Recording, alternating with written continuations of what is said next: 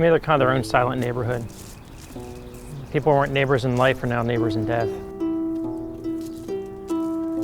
My mother's father's family are all Pineys.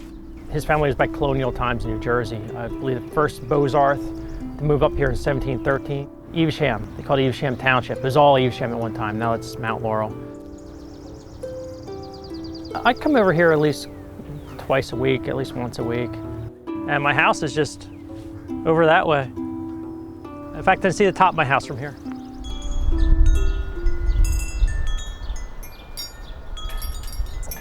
My mother's a basket weaver, so I grew up with it. And I learned from her, but then I started teaching myself wild materials, so I got into that.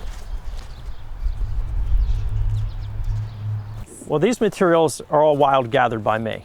And there's an advantage to that, gathering stuff from the wild, is that it's complete quality control. I control it. So something like cedar bark here, I have to kill the tree to do it, but I go where the trees are overgrown. And I can't just take any cedar tree.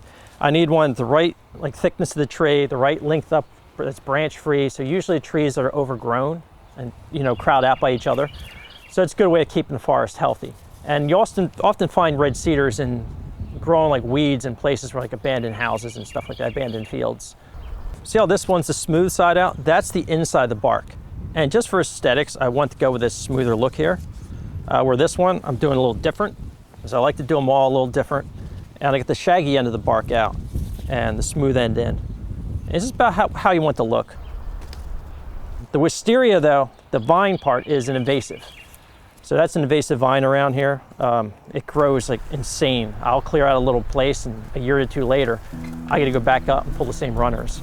But what I harvest isn't so much the vines of wisteria, I'm out there harvesting the runners. I have situations at times in the woods where private property is a no-go because somebody owns a property and they just can't go in there and harvest wild materials. Public lands, certain places like state forests, county parks, I can have some misunderstandings with authorities when I'm removing an invasive plant, which I'm doing the environment a favor.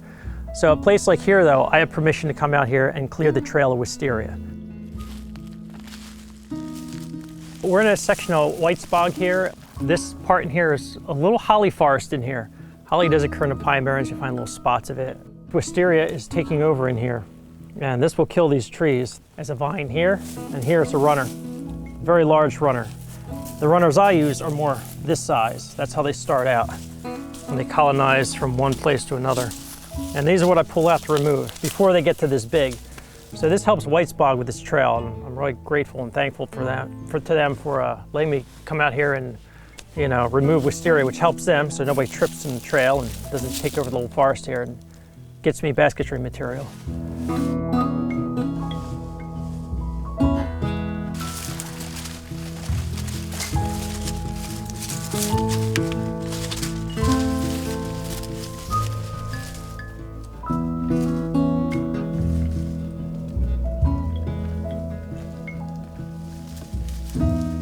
Every culture has a form of basketry. In fact, probably was developed by observing how birds make nests, right?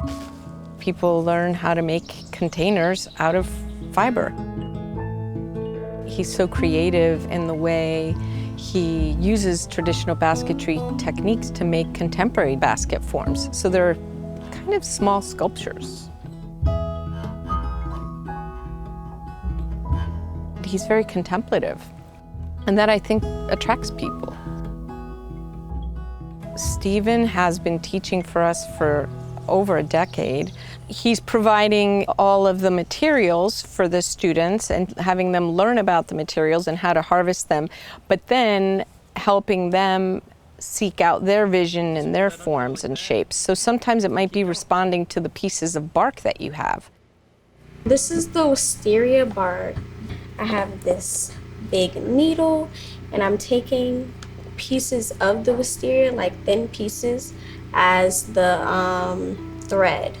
And I'm using it and threading it through the needle and going into this cording that I made with the wisteria by twisting it around. I've gotten appreciation for using only natural materials together and not mixing them with man-made things and not using power tools. I always knew about like the rattan baskets, but I had no idea how to go about it naturally, so that's been really cool. Like a lot of my own work I do foraging too, so but a very different way. So Stephen's been like so kind as to offer us to take things home, so I definitely want to do that and try to continue practicing. We're here in the Delaware Water Gap National Recreation Area, so we cannot use materials within the park. So Stephen was able to forage and bring all of his own materials here to the valley. One thing that really comes up with the basketry, I've been more and more vocal about it, is land use rights.